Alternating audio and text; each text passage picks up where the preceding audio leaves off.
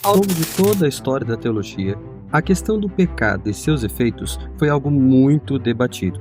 Nesse vídeo, eu conto como os primeiros adventistas entendiam esta questão.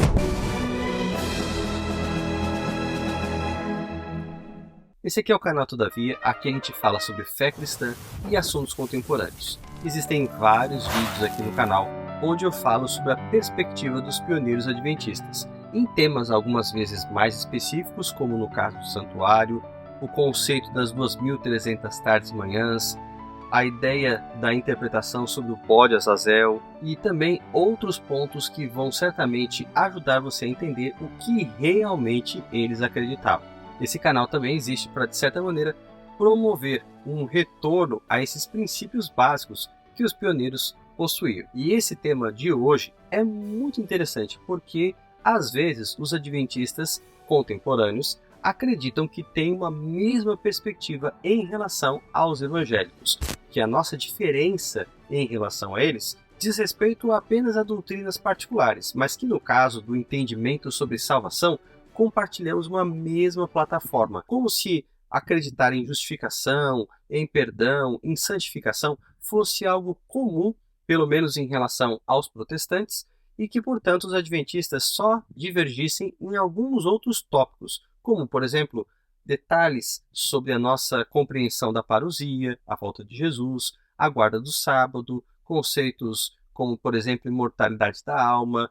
Mas, na verdade, isso não é exato. Você vai ver nesse vídeo que sim, nós temos uma compreensão divergente também em relação a assuntos comuns. Como assim? Quer dizer que adventistas e protestantes acreditam em justificação, mas não da mesma maneira.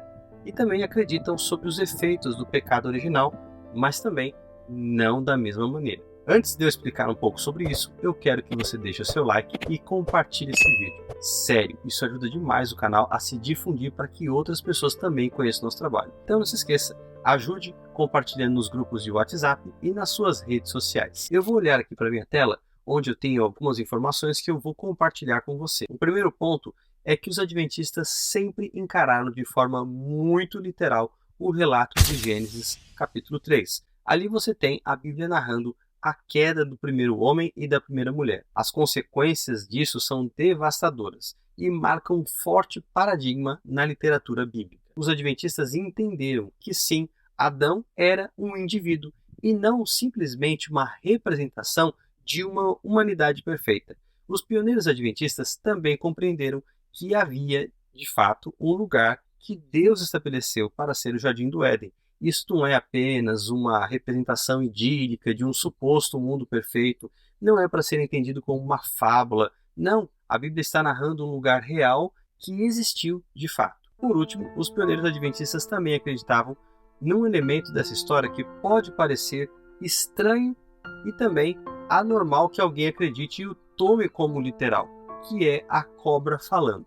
Para muitas pessoas, essa é talvez a maior evidência de um elemento fantasioso ou mítico no relato da queda. Mas vale a gente pensar um pouco e parar para refletir que se Deus existe, ele é capaz de fazer grandes coisas. E se de fato existe o seu arqui-inimigo, ele poderia muito bem ter usado uma serpente como uma espécie de médium para transmitir as suas ideias. Quando a gente compreende a Bíblia em seus próprios termos, naquilo que ela oferece como ferramentas de interpretação, fica fácil entender essas coisas como sendo literais, o que os pioneiros adventistas realmente fizeram. Um segundo ponto que precisa ser destacado é que os adventistas acreditavam na ingenuidade ou neutralidade de Adão e Eva. Adão não era moralmente perfeito, ainda não, porque quando ele foi criado, ele precisava primeiro passar por um teste. Ter fracassado nesse teste não revela imperfeição, senão nós teríamos que atribuir a Deus essa imperfeição. Veja que nada disso retira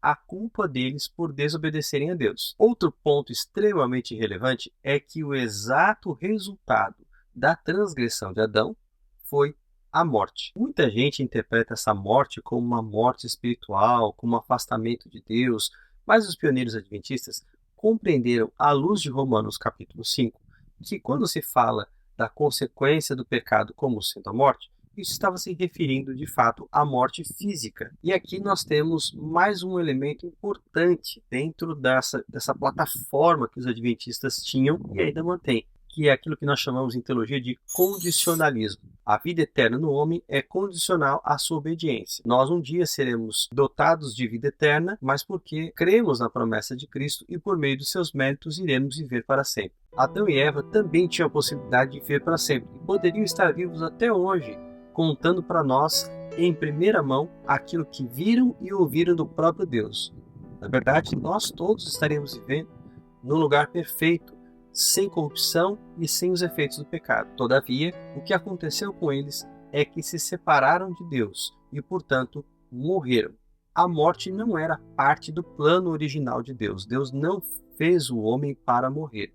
Mas, separado de Deus, o homem então não tem vida em si mesmo e, portanto, ele morre. Veja que a eternidade no homem, a imortalidade, é algo condicional.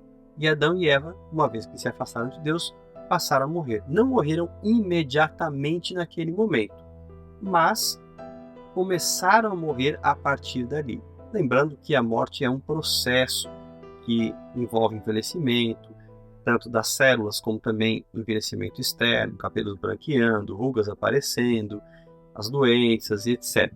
Então, a partir do momento em que eles desobedeceram a Deus, comendo do fruto proibido, começa a se instaurar nesse mundo a morte. Aqui vale dizer também que os pioneiros entendiam a morte em duas etapas. Tanto a morte física, consequência direta do pecado de Adão, como também aquilo que a Bíblia chama de segunda morte. Essa já mais relacionada à punição que alguns vão receber por causa da sua conduta e por, basicamente, rejeitarem o plano da salvação. A segunda morte é a punição dos ímpios, e ela vai ser proporcional à desobediência e ao grau de maldade que vai ser determinado por Deus depois do seu julgamento. Veja que os pioneiros entendiam que o homem é responsável pelas suas escolhas. E isso é muito contrário à confissão de Westminster, uma confissão calvinista que determina que o pecado já era algo dentro dos planos de Deus e que, portanto, o homem estava fadado a pecar e Deus fadado a salvar alguns apenas para demonstrar a sua graça, enquanto outros seriam condenados em demonstração da sua justiça. Eu fiz uma análise mais detalhada sobre predestinação numa série de 3 vídeos. Você pode vê-los aqui e acredito que ali você vai entender um pouquinho melhor como a predestinação é, de fato, uma grande heresia. Mas falando em calvinismo, é importante detectar também que os pioneiros usam o termo depravação, mas o seu conceito de depravação não é como no calvinismo, em que se enxerga a total depravação, levando o homem a uma incapacidade de fazer o bem e até mesmo de escolher o plano da salvação, o que gera a necessidade da eleição divina, já que ninguém pode escolher a salvação, Deus tem que escolher salvar alguns por si mesmo. Ao contrário dessa compreensão aqui, a depravação é mais bem compreendida como sendo uma inclinação, uma propensão ao pecado. Ela não traz culpa em si mesma e ela também não pode ser entendida como um pecado, muito menos um pecado típico. Os pioneiros também entendiam a transmissão dos resultados do pecado de Adão aos seus descendentes de uma forma muito real. Eles aceitavam, sim,